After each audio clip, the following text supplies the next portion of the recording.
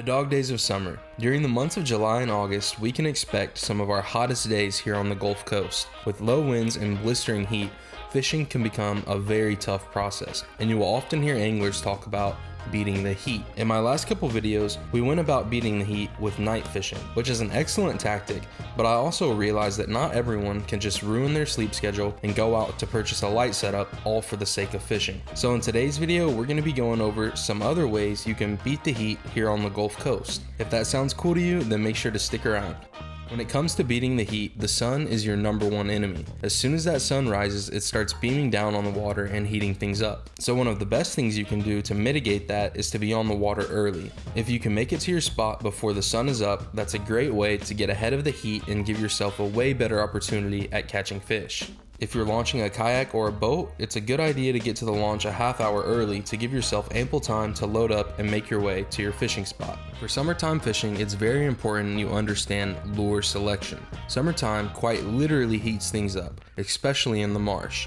And if you time it right, those early summer mornings can be some of the most exciting days of fishing you'll ever have. With blow-ups everywhere and endless schools of bait, loads of fish are ready to feed. But the hardest part of catching one of these fish is selecting the right lure. Let's go over some of my personal favorites.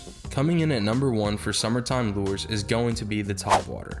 Topwater baits are great for early morning action. Baitfish have a habit of grouping up along the grass line where predator fish can go crazy, eating up as much as they can before the sun rises. It's not uncommon to see fish literally jumping out of the water, attacking baitfish that get swept into the current. Here's an example. Looks like the motor is actually going to work with me today. Rare motor W. Oh my gosh, that's a beautiful cast, dude. If this does not get whacked on the way in, look at that trout, dude. Come on. Come on, baby. Hear it, hear it, hear it, hear it, hear it. Oh, dude. Those little guys, they don't have the best aim. It's an awful cast. I'll be surprised if this gets hit. Honestly. Let's just retrieve it. Just retrieve it, baby. He says, as he got Rick. Nice little trout here. Oh, might be a keeper. Oh, definitely a keeper. Let's get that net ready. Don't go under there. I'm not sure if he's a keeper, but he's a thick little guy. Oh yeah, for sure keeper. Get in my net, baby. There we go. There we go. Nice. As you can see, with the sun just over the horizon, we were able to find some feeding trout right along that grass point. Using the topwater, we called them in and got an amazing strike. I'd also like to point out that throwing the topwater is one of the most exciting lures you can throw. There's no better feeling than watching a fish go ballistic on your topwater. Another situation that's great for the topwater is working it along oyster bars. In our area, oyster acts as a small reef for baitfish and crustaceans, and you'll often find black drum or redfish scavenging along the oyster for an easy snack. Although I've rarely had black drum go after the topwater, reds aren't nearly as shy, and working it along the oyster here in the bayou has been a surefire way of getting solid redfish during the summertime.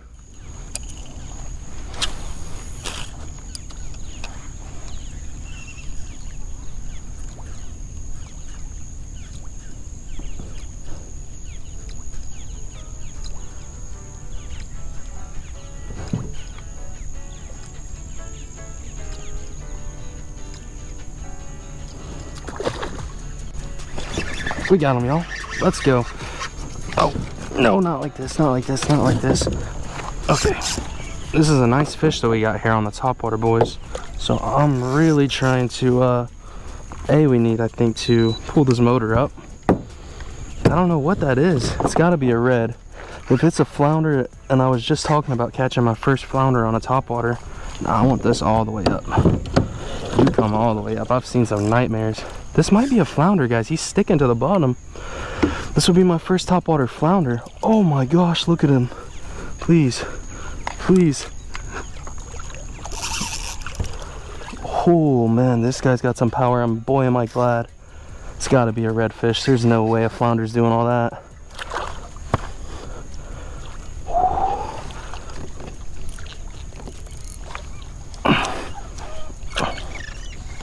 Oh my god. Come here, buddy. Oh, he is a powerful one. come on. I don't want to muscle him in. Ooh, he is pulling me around, y'all. Come on, come up. He's so close, dude. Oh my God, look at that rod bend. Literally, it's inverted. Shout out to Old 18, man. Oh my God, you guys, we foul hooked a freaking giant red. I mean, I know he was coming to take a swipe at this, but that's why you're swimming so hard. He is a nice freaking red though. Oh, you're my freaking... I wonder if in a tournament, does this count? Or do you get a penalty, or do you just not even get to count this fish in like a red fishing tournament? Another incredible catch on the topwater. Sadly though, the window for using this lure is a very short one, and unless you have decent overcast to block out the sun, around 7 to 7:30 is going to be the end of the topwater bite, which leads us to our next lure, the paddle tail. The paddle tail is my undisputed #1 favorite lure to target redfish. During the summertime, there are thousands of mullets swimming around the back lakes, and the paddle tail is the perfect lure to mimic the profile of these reds' natural prey. Not only is it the perfect lure as far as matching the hatch, but it's also one of the easiest lures to work, with my favorite retrieve being the simple straight retrieve. Nothing fancy, just cast out your bait and bring it back in. The only nuance to using this bait is going to be your rate of retrieve. If you bring it in too fast, it'll look unnatural and fish just won't hit it. And if you go too slow, you're not going to move enough water past the paddle tail to get enough vibration to call in those fish. Eventually, after using the lure long enough, you're going to get a good feel for how fast you're bringing it in, and you'll realize that you're going a certain speed when you're getting all of your bites. Additionally, if you have a very sensitive rod, you'll be able to feel the resistance that you're getting back as you retrieve it. So I like to find the certain resistance that I'm feeling as I'm retrieving, and that kind of translates to other different paddle tails that are created differently. Each paddle tail that has different dimensions is going to need a different amount of water or a different speed of retrieve in order to reach that same end goal of vibration from the tail. It can get pretty in depth, and that could be a whole video in and of itself, but for now, you just simply want to cast it and retrieve it, figure out what works for you, and start catching some fish. Some pro tips for the paddle tail in our area would be to use a darker color. My personal favorite for our waters is black with red flakes. Here in Texas, with our muddy water, the black color helps to create a well-defined silhouette for the red to key in on. And as a bonus lure, if you're finding it hard to get the fish's attention with a paddle tail, switch to a golden spoon. It can be worked in the exact same way with a simple straight retrieve, and it's well known that redfish love the golden spoon. That being said, I rarely see it being thrown inshore, and when the fish won't pay any mind to my paddle tail, the spoon usually does the trick. Sorry to spook yours like that. Awesome. Like my 4th cast with the gold spoon right there. Come here, buddy. Maybe a keeper. Looks like the perfect size, just right on 20. Come here, buddy. They were loaded up back there. Awesome. Good job. That's a keeper. I think he's right on the money. Oh my lord. With bait selection out of the way, let's talk about some key areas you might want to target and why you can find more fish there. When it comes to beating the heat, one thing that is often overlooked is oxygen. Just like us, fish need oxygen to survive, and warm water holds less dissolved oxygen. There are several ways that water can get more dissolved oxygen, and that's what we're going to be going over right now. The first thing that comes to my mind is seagrass. Here in our area, it can be tough to find, but there are a handful of spots with grass flats that redfish love to group up in. The grass naturally oxygenates the water, while also mitigating heat by preventing the sun from baking the mud, which can act as a heat sink, keeping the water warm even after the sun has gone down. Some tips for fishing grass flats are to use weedless hooks. My personal favorites are the owner twist lock hooks, perfect for swim baits, as well as the aforementioned wacky worm with fish bites rig. Next on our list of where to find oxygen-rich waters is wind-blown areas. When the wind blows, it mixes up the water, naturally aerating it and providing some oxygen for the fish to make use of. If you can fix yourself along a wind-blown grass line, or even better, at a grass point with wind blowing across it, you can almost always find fish feeding there. Not only does the wind help to make the water more comfortable for the fish, but it also sets up a great ambush point for our predator fish. Small bait fish that get swept away by high winds make for an easy snack that big fish can't resist. Lastly, let's talk about deep water. Deep water is cold water, and when the sun hits its highest point for the day, you'll be hard pressed to find fish anywhere else, and this is something that you can capitalize on. Find yourself a nice deep hole and make a cast.